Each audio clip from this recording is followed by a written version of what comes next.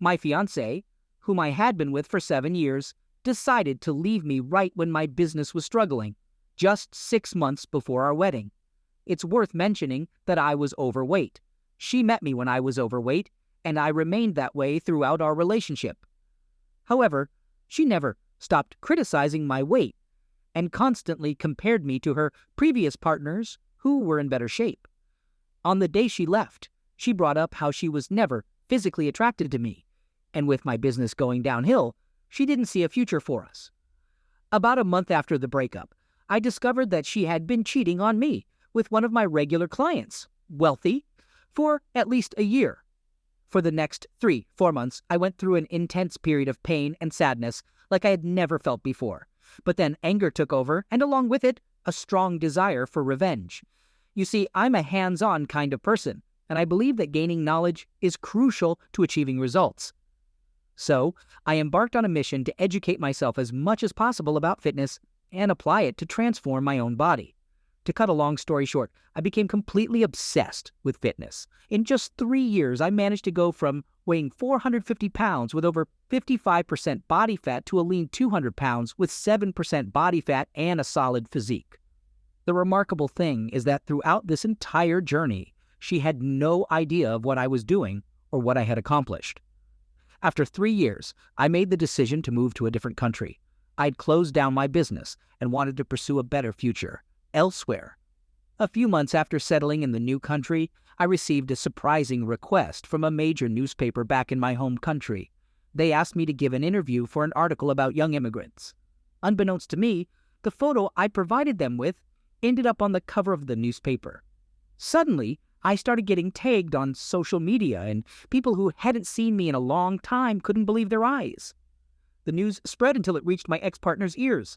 It turns out she went and purchased the newspaper, and a mutual friend who happened to be there witnessed her shocked reactions. Her jaw literally dropped to the floor, and she couldn't stop asking how this could be possible and if the photo was real. I later heard from friends that she was complaining to everyone who knew us. By the way, I'm planning to compete in a fitness competition within the next year or so. So yes, I'll be sending her a signed photo, even though I've completely moved on from her. Consider it revenge number 2, currently in progress. Once I settled in the new country, I met a girl and fell deeply in love with her.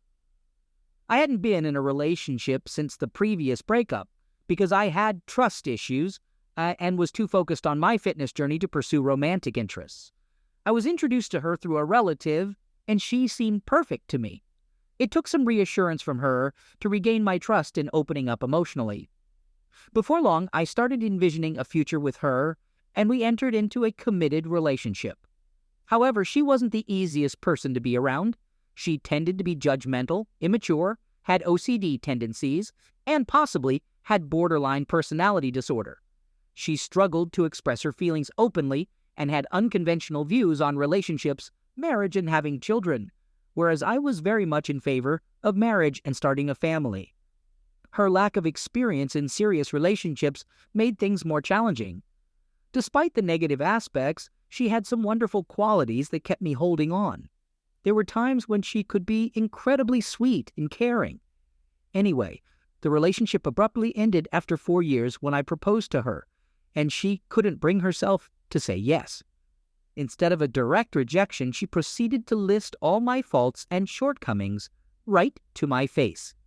At the top of her list was the fact that I was new to the country and hadn't yet established myself, meaning I didn't own a house and didn't have a large bank account. She even went as far as saying that if I were to lose my job, which was a decent corporate job, it would be difficult for me to find another one, and all the responsibilities would fall on her. She rejected me on so many levels, it's hard to find any humor in it. No doubt about it, this breakup was the most excruciating one I've ever been through. It felt like my soul was torn in two, and not having my family and friends around for support made it even worse. It was absolutely brutal. Things got so bad that I started experiencing intense physical pain, lost track of time for months on end, and sank into deep depression. At some point during this living nightmare, I reached my breaking point and underwent a massive and sudden transformation.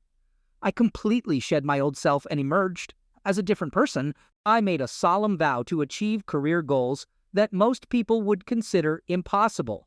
And through that, I would seek my revenge. A year and a half has passed, and I've made some significant improvements in my life.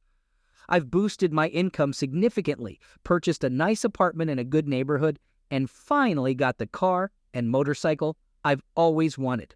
On top of that, I'm working on building 2 companies, one in consulting and another in the tech industry. The tech company recently received a high valuation, and our goal is to make it a big success. Along the way, I've had the opportunity to meet incredible and successful individuals, and I've formed some great friendships with them. And you know what? I'm not planning on stopping here. I'm fully aware that revenge is a dish best served cold, and I'm not bothered by the fact that it hasn't been fully achieved yet. Aside from all of that, I want to express my immense gratitude towards these 2 women. Despite their rejection and the pain they caused me, they have ultimately made me a better person.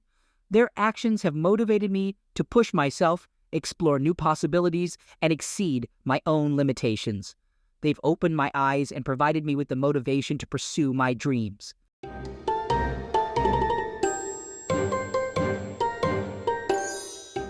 Second story, it's been 5 weeks since the day everything changed for me, and I've been on an emotional roller coaster ever since. My wife and I have been together for 23 years. We're both in our early 60s and were previously married. We got married 5 months after being introduced by one of her sisters. Throughout the years, we've faced a few challenges, but we've stayed strong and overcome them together. Our relationship has only grown stronger over time, and now we're empty nesters who spend a lot of time together and have an active and satisfying bed life. We got married when she was 37 and I was 40, so we both knew about each other's romantic past, and it has never been a problem for us. Throughout our years together, we've occasionally shared stories about our pasts, but it was never forced or necessary for us to ask questions like, "How many people have you been with?" or delve into explicit details about our previous experiences. However, about 2 months ago, something changed, and we started having more casual conversations about our past relationships and partners. My wife, in particular, seemed to have a strong urge to share everything she could remember about her own experiences. I found it all quite fascinating and enjoyable to hear. She had some funny stories to tell, and some of it even sparked my interest. We kept sharing stories for a couple of weeks until one Saturday morning. She was doing her hair at her dressing table while I was lying on the bed talking to her. After finishing a story, she said, "Well, I think I've told you everything about my past. You probably know more about me than anyone, except myself." I could see her reflection in the mirror, and she could see mine. I chuckled and half-jokingly asked, "So you've never cheated on me?" Her expression changed. Her eyes looked away, and she mumbled, "I can't answer that." Then she added, "But I can't lie to you either." What she revealed next shattered my heart and destroyed the sense of security I had built over our 23-year relationship. Her story goes like this.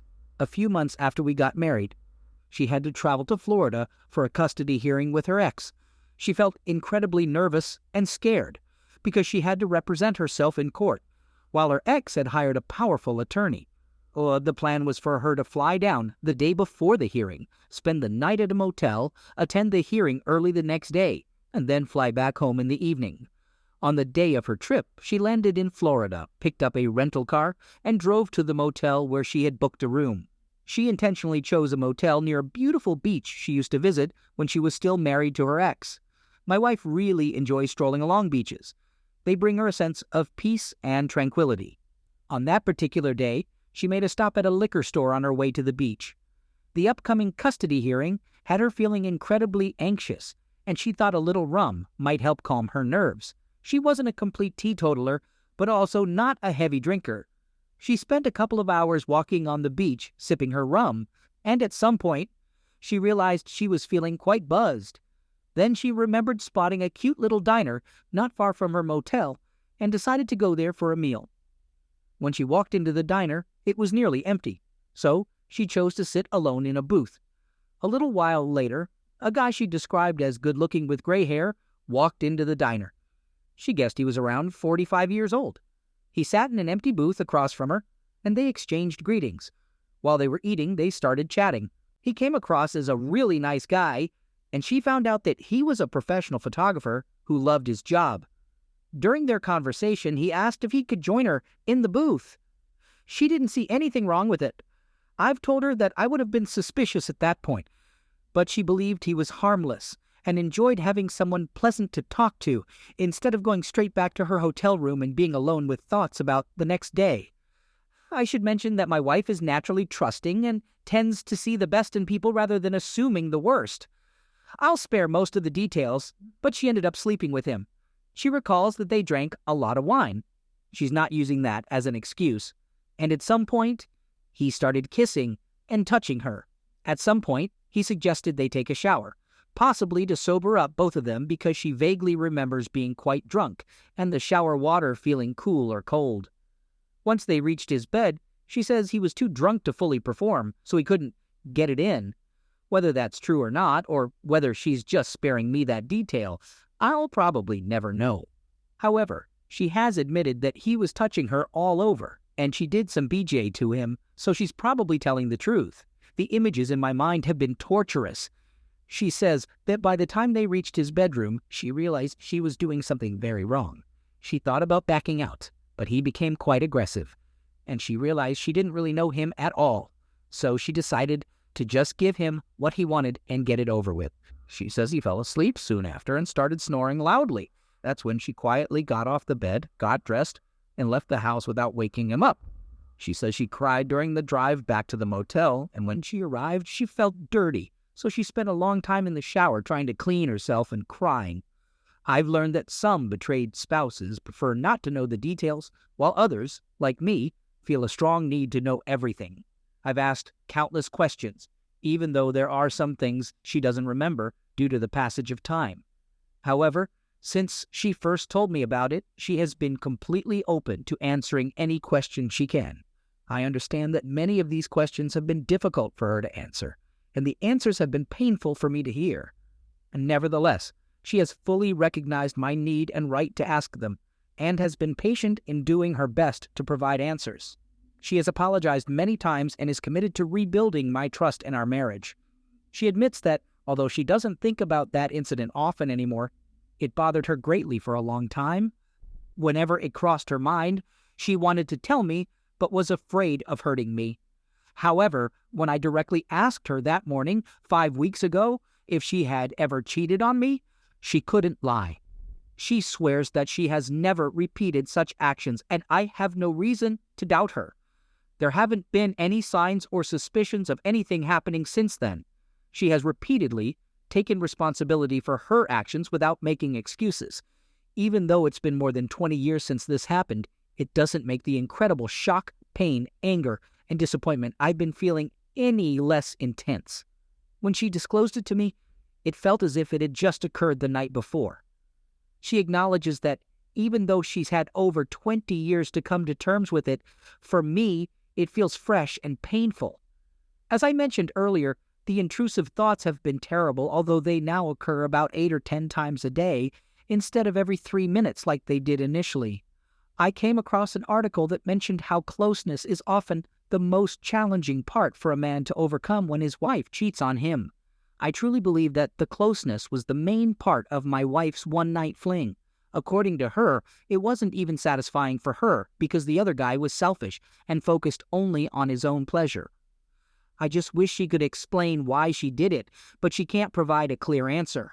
If she told me that she was incredibly attracted to him, and since she was far from home and wouldn't see him again, she decided to have a casual encounter, I might understand to some extent.